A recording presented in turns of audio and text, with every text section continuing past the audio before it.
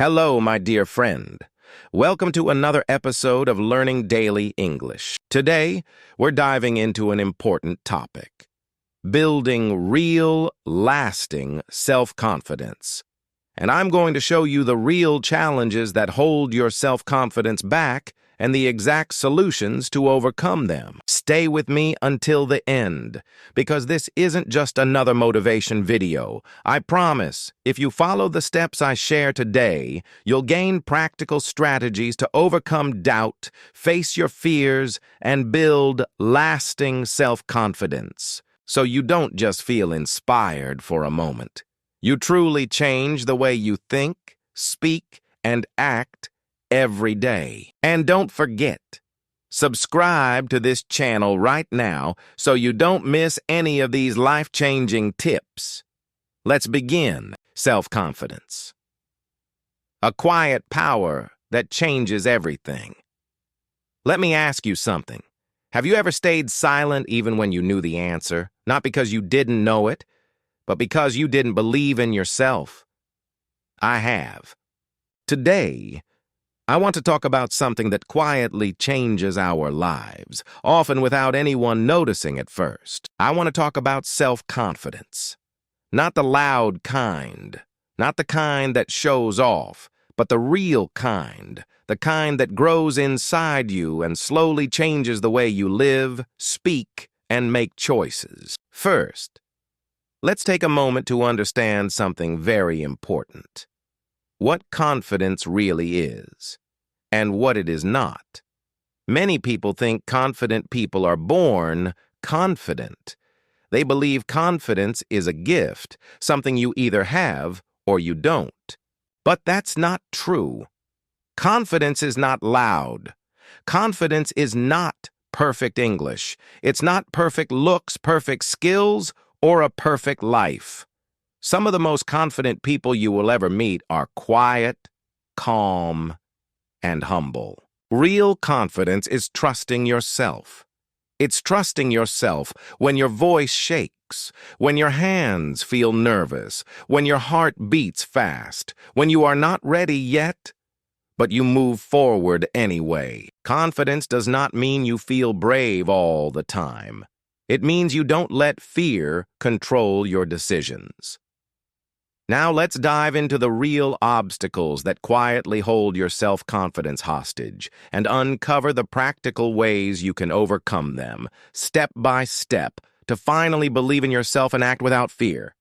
Stay with me until the end, because by the time we finish, you'll know everything you need to build true, lasting self-confidence. First challenge: waiting to feel ready. The biggest challenge in building confidence is waiting. We tell ourselves, "I'll speak when I'm ready. I'll try after I improve. I'll start when I stop feeling afraid."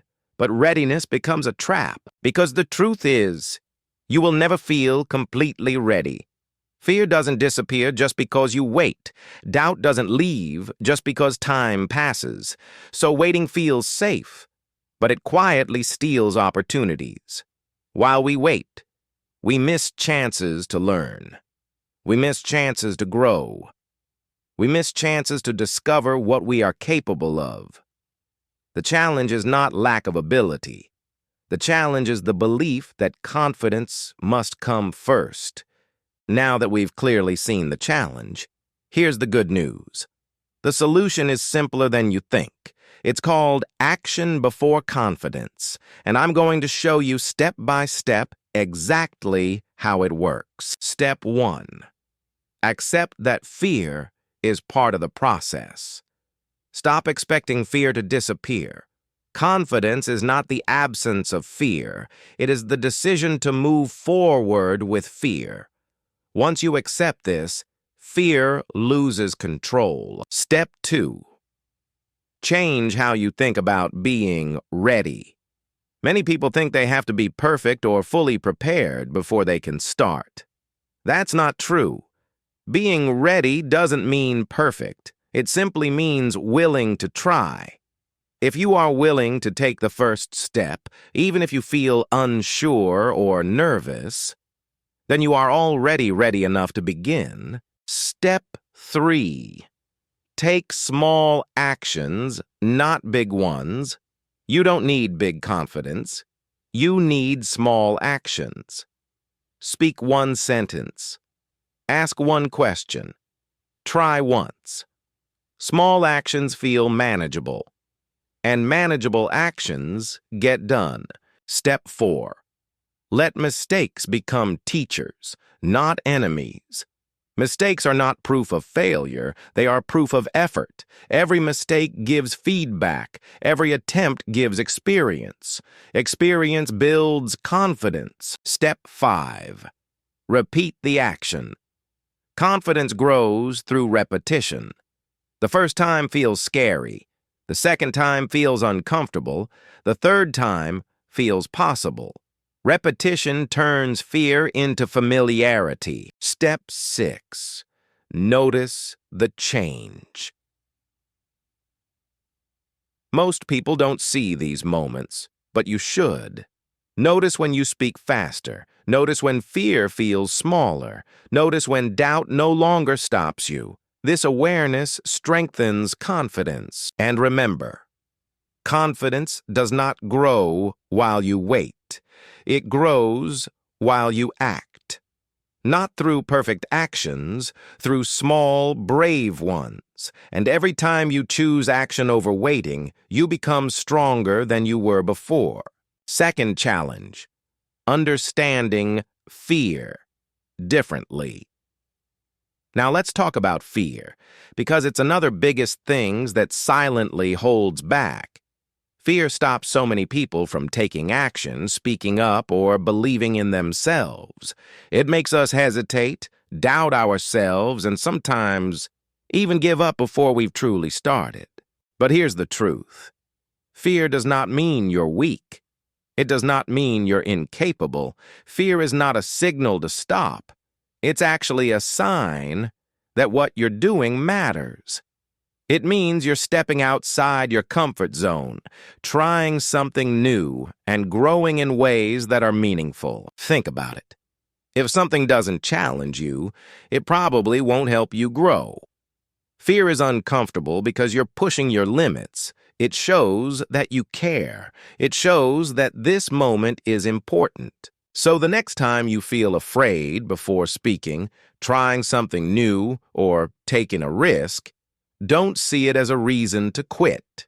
See it as a signal that you're on the right path, that growth, confidence, and success are waiting on the other side of that fear. Understanding fear differently changes everything. It turns fear from an enemy into a guide. Now that we understand fear and why it shows up, let's talk about how to handle it. The practical steps that turn fear into action. Step 1. Name the fear instead of fighting it. Acknowledge it. Say to yourself, I'm afraid because this matters to me. The moment you name your fear, it loses some of its power. Fear grows in silence, but it weakens when you face it honestly. Step 2. Take one small step, not a big leap. You don't need to be fearless to move forward. All you need is to move a little. Speak one sentence. Take one attempt. Try just once. Small actions train your brain to understand that fear is survivable and that you are capable. Step 3.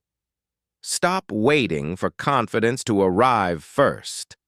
Confidence is not the starting point. It's the result. Action comes first. Confidence follows action. You don't need to feel ready, you just need to start moving. Step 4. Change the question in your mind. Instead of asking, what if I fail? Ask, what if I grow? Fear wants to keep you safe. Growth asks you to move forward. Shift your mindset, and fear becomes a guide, not a barrier. Step 5. Repeat the action. The first time is scary. The second time is uncomfortable. The third time starts to feel possible. Repetition turns fear into familiarity, and familiarity builds confidence. Step 6. Be kind to yourself. Courage doesn't mean being perfect. It means trying again, even after a mistake. Every brave action, no matter how small, is progress. So the next time fear appears, don't see it as a warning sign. See it as a direction sign. Fear is not telling you to stop. It's telling you this is where growth begins. Finally, let's talk about the third challenge, the quiet doubt that lives inside each of us. The real challenge is not the world outside us. It's the quiet doubt that lives inside our own minds. This doubt doesn't shout. It doesn't slam doors in your face or announce itself loudly. It whispers. It creeps in during the small, everyday moments. When you compare yourself to others, when you measure your worth against someone else's success, it shows up when you see someone confident, calm, or capable, and your mind quietly says, "I'm not like them." Or when you see someone taking bold steps and your inner voice whispers, "I could never do that." This doubt convinces you that confidence is something other people get to have, not you. It tells you that you must be smarter, braver, or more perfect before you can speak, try, or dream. And the most dangerous part? It doesn't sound scary. It doesn't feel threatening. It sounds like your own voice, your own thoughts. So you believe it without question. You stop raising your hand. You stop sharing your ideas.